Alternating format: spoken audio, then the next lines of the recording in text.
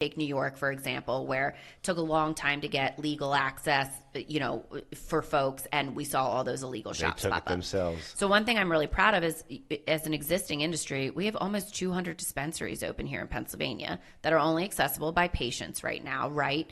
But very easily we could put some rules and regulations in place and turn those on for adult use consumers. So that's really important to our folks. So number one, we want to use the existing infrastructure, and I couldn't agree with you. I couldn't agree.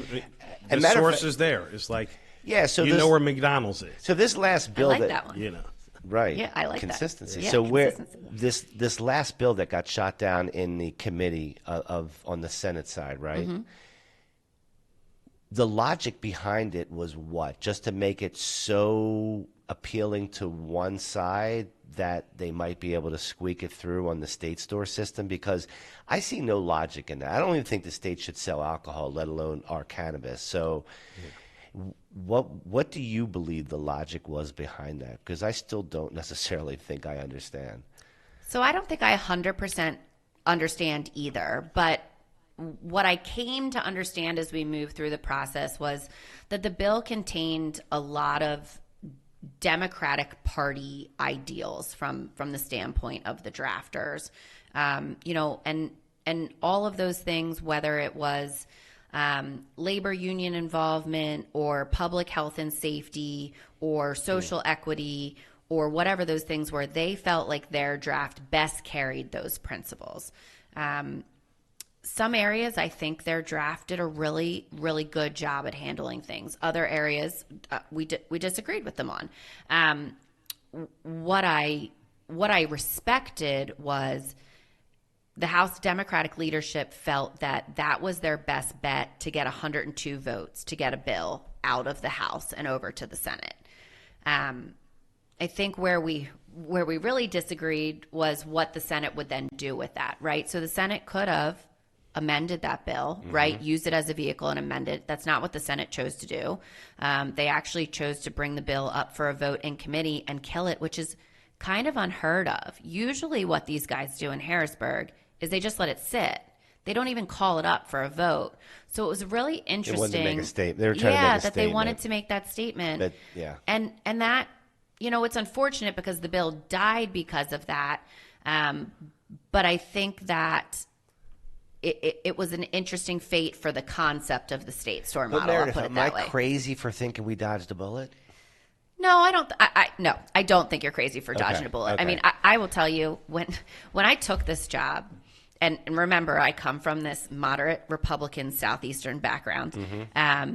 When I first took this job, I was like, well, maybe we'll legalize cannabis and privatize the liquor stores as like an exchange, right? Because like the Republicans want the liquor stores privatized and the Democrats want legalization. Like maybe we could work out some big grand ordeal. Now, I realized I was very naive as an advocacy professional about that. But, I do think that when you think about it from a public health perspective and the fact that the government can play a role there, and that they understand like the distribution of a controlled substance at a very large scale, there certainly were arguments to be made for it.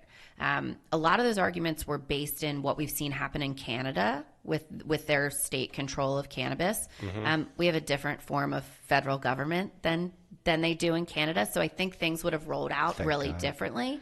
And one of the things I care a lot about as a taxpayer is like the startup costs of a cannabis program, right? Like I think cannabis should be like a revenue driver, not a budget driver that eats money, right? So nor should it take us 24 months to get in the clear. It should happen immediately. Right. So like if we use big investment and a lot of time. Right. So if we use that existing infrastructure, these companies have already invested hundreds of $millions into Pennsylvania, and you can just put some new rules and regulations in place and not only turn on the access, but turn on the revenue. Like I think we have to give that serious consideration. And it's what the people want. They've already been surveyed. I think it's like 19% of the people are okay with the state store system. I guarantee you those 19% don't even smoke weed. Right. So they probably alcoholics and they're already used to going there.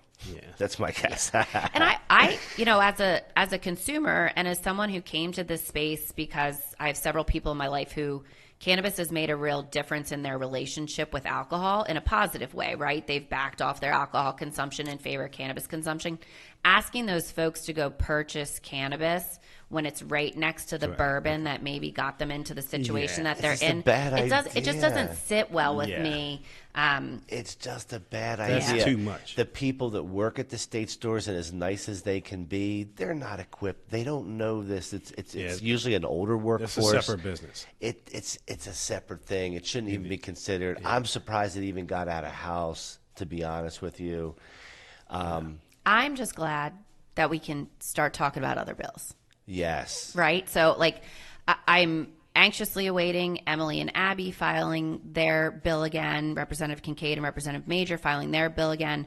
I think we're going to see Senator Laughlin and Senator Street file their bill right around the same time. We're really looking forward to seeing those bills running.